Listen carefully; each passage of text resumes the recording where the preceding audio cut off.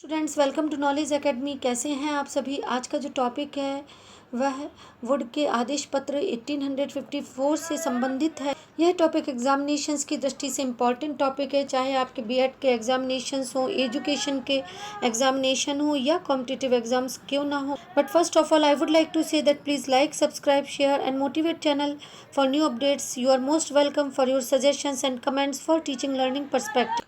Would के आदेश पत्र को समझने से पहले हमें जानना होगा कि निस्यंदन सिद्धांत और प्राच्य पाश्चात्य विवाद क्या है। तो यहाँ पर मैं आपको रिकॉल कराना चाहूँगी कि प्राच्य पाश्चात्य विवाद तथा निस्यंदन सिद्धांत यानी फिल्ट्रेशन थ्योरी के संबंध में पहले वीडियोस बनाए हैं। यदि आप अपने कंसेप्ट को या बैकग्राउंड को स्पष्ट करना चाहें तो उन वीडियोस को अवश्य देखें। बट इन अ नटशेल आपको वुड के आदेश पत्र के संबंध में जो भूमिका है या बैकग्राउंड है उसके संबंध में आपको अवगत कराना चाहूँगी कि भारतीय शिक्षा के इतिहास में 1833 तथा 1853 की जो अवधि है उसको बहुत महत्वपूर्ण माना गया है, क्योंकि इसे शिक्षा के अंग्रेजीकरण की अवधि कहा जाता है। ये जो अवधि है ये शिक्षा के पाश्चात्य प्रभाव के प्रसार से संबंधित अवधि मानी जाती है। और बेंटिक की 1835 की जो विज्ञप्ति थी, इसने अंग्रेजों के या ये कहें कि अंग्रेजी के माध्यम से पाश्चात्य शिक्षा के प्रसार को सरकार की महत्वपूर्ण शिक्षा नीति बताया और इस शिक्षा नीति को व्यवहारिक रूप प्रदान करने के लिए विभिन्न प्रकार की लोक शिक्षा समिति की स्थापना की गई। और ये लोक शिक्षा समिति का जो कार्य था वह नवीन संस्थाओं की स्थापना करना था। क्यों था नवीन संस्थाओं की स्थापना करना? क्योंकि अंग्रेजी शिक्षा का अधिक से अधिक प्रचार प्रसार किया जा सके। 1833 के आज्ञा पत्र के द्वारा भारत में अंग्रेजी मिशनरियों को बढ़ावा मिला तथा अन्य देशों के मिशनरियों ने भी भारत में अंग्रेजी की शिक्षा के लिए या इसको बढ़ावा देने के लिए मिशन स्कूलों तथा कॉलेजों की स्थापना की। अतः कहा जा सकता है कि 1853 के अंत तक भारत में अंग्रेजों के माध्यम से अंग्रेजी शिक्षा का आधिपत्य स्थापित किया गया तथा इसको बढ़ावा दिया गया।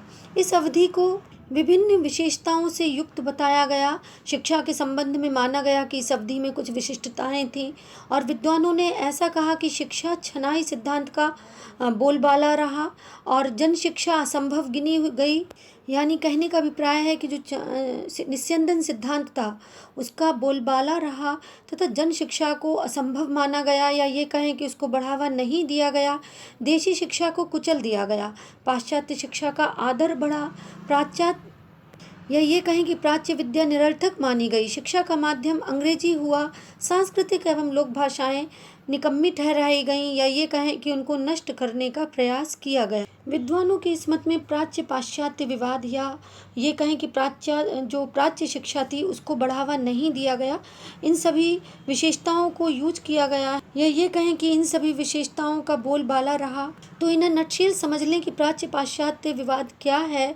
तो सन 1813 में यानी 1813 में आज्ञा पत्र की 43वीं धारा में ऐसा वर्णन किया गया कि भारतीयों की शिक्षा का जो उत्तरदायित्व है वो कंपनी पर होगा और उसको यानी कंपनी को उनकी शिक्षा पर प्रतिवर्ष कम से कम 1 लाख रुपए की धनराशि व्यय करने का आदेश दिया गया।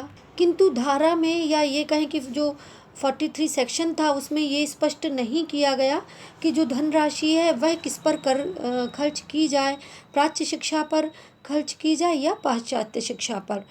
फलतः इस प्रश्न को लेकर कंपनी के विभिन्न कर्मचारियों में शिक्षा के स्वरूप के विषय में विवाद उठ खड़ा हुआ, जिसको प्राच्यवादी और पाश्चात्यवादी शिक्षा विवाद कहा जाता है।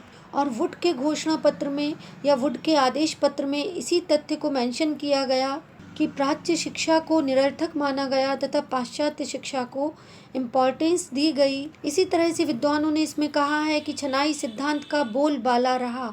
तो शिक्षा का जो छनाई सिद्धांत या निस्यंदन सिद्धांत है इसका अभिप्राय है छानने की क्रिया से संबंधित। चूँकि व्यापारियों की कंपनी होने के कारण यह समस्त भारतीयों की शिक्षा पर कम से कम धन को व्यय करना चाहती थी, अतः इसने एक मार्ग निकाला, या ये कहें कि इस सिद्धांत को प्रतिपादित किया कि शिक्षा का नियोजन इस तरह से करना चाहिए कि केवल उच्च वर्गों को ही शिक्षा दी जाए और यह शिक्षा छन छन कर स्वयं ही निम्न वर्ग तक पहुंच जाएगी।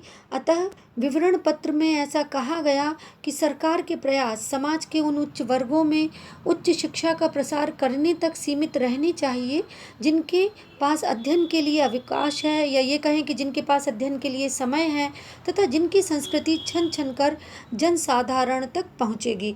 अतः इस तरह से ये अपने पैसे को बचाना चाहते थे तथा भारतीयों की शिक्षा के संबंध में इनका कुछ विशेष, या ये कहें कि कंपनी के व्यापारियों का कुछ विशेष ध्यान नहीं था। In Auckland minutes 1839 attempts of government should be restricted to the extension of higher education to the upper classes of society who have leisure for study and whose culture would filter down to the masses।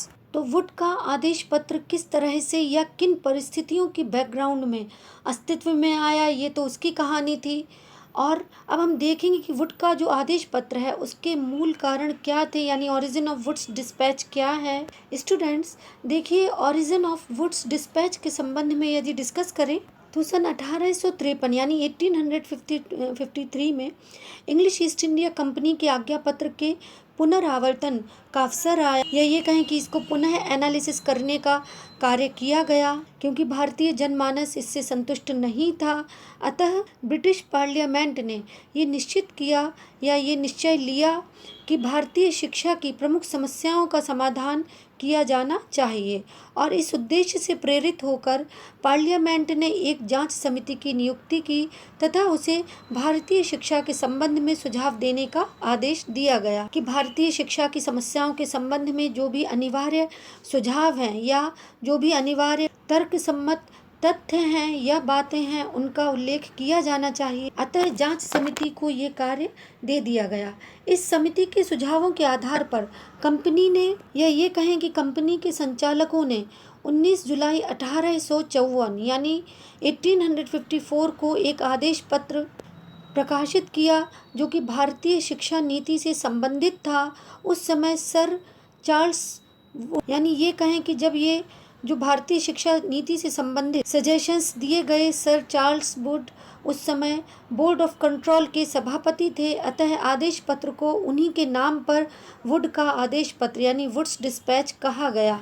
यह 100 अनुच्छेदों का एक लेख पत्र है जिसमें भारतीय शिक्षा के अंग प्रत्यंग के संबंध में, या ये कहें कि प्रत्येक समस्या के संबंध में बारीकी से विचार किया गया और उसके संबंध में विस्तृत एवं महत्वपूर्ण सिफारिशें की गई। ये सिफारिशें शिक्षा के उत्तरदायित्व यानी responsibility of education, AIIMS and objectives of education, curriculum, medium of instruction और establishment of educational department, establishment of universities, establishment of graded institutions, training of teachers, vocational education, women's education इत्यादि के संबंध में थी। इसके अतिरिक्त इसमें प्राच्य पाश्चात्य विवाद के संबंध में जो तथ्य उठे थे या ये कहें कि जो समस्याएं उठी थी उन सभी बातों को भी ध्यान में रखा गया।